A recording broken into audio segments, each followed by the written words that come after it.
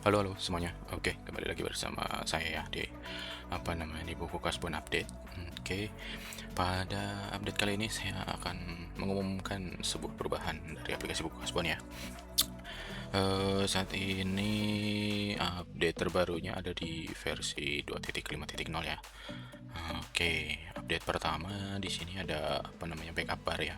Jadi ada penambahan Kasbon backup bar pada halaman beranda utama kayak gitu. Sebenarnya ini udah ada di versi 2.3 sudah ada, cuman memang pengumumannya waktu itu videonya belum belum ada belum ada di videonya ya. Mungkin ini tak coba tambahkan di sini keterangannya V2.3.0 kurang lebih kayak gitu ya. Nah, ini sudah ada sejak 2.3.0, cuman baru diumumkan sekarang biar sekalian karena waktu itu penambahannya baru sedikit.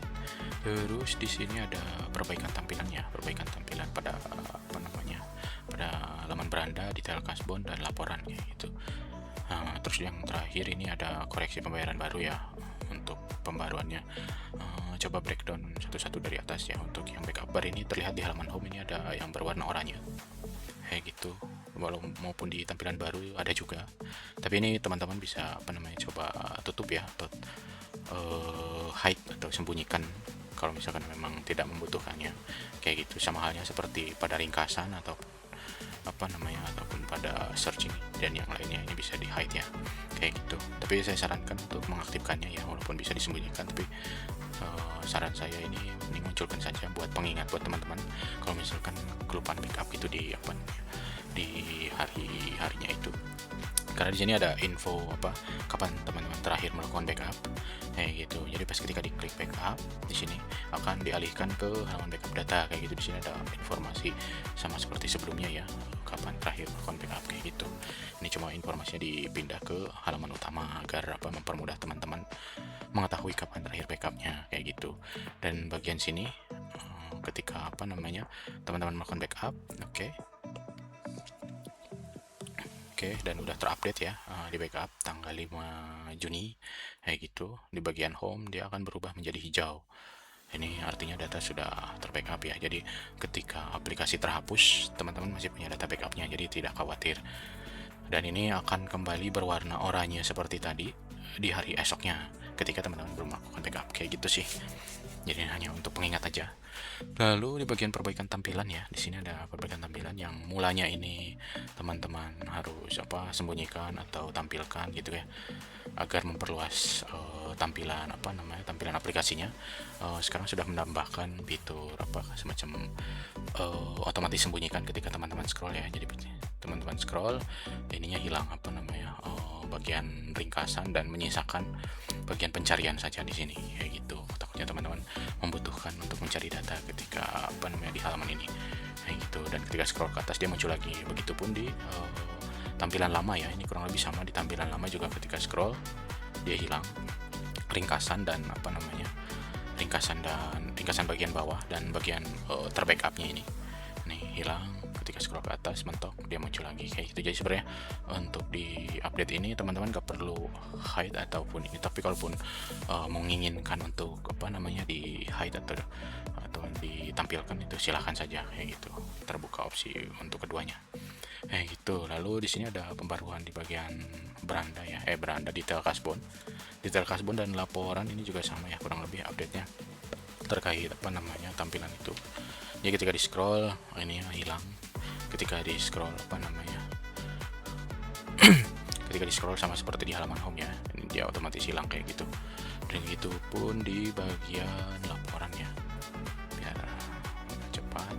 Di bagian laporan kurang lebih sama ya. Ini sebenarnya di bagian laporan sudah ada ya ketika scroll, cuman ini ada sedikit perbaikannya di lebih halus saja ya. Ketika scroll itu ada animasi ininya muncul itu enggak kaku banget. Jika teman-teman masih menggunakan versi yang lama ini proses show height-nya itu agak kurang smooth ya.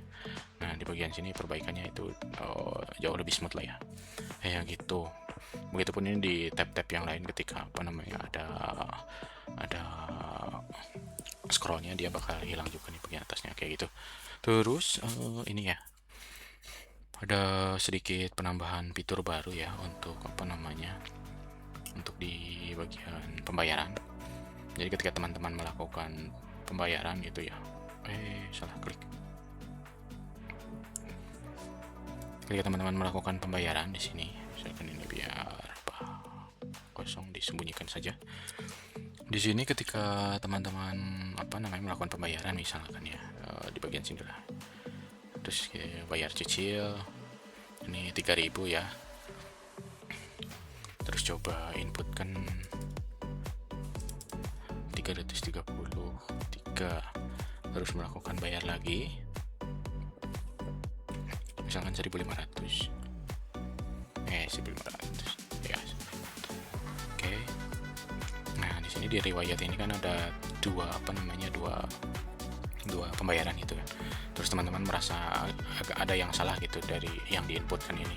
Wah, ini gimana ya cara ubahnya gitu ya. Nah, ini teman-teman saat ini memungkinkan untuk mengkoreksi ya. Jadi di sini tinggal masuk ke sini. Di sini di bawah ada koreksi pembayaran, di bawahnya riwayat pembayaran di sini. Nah, kayak gini tampilannya.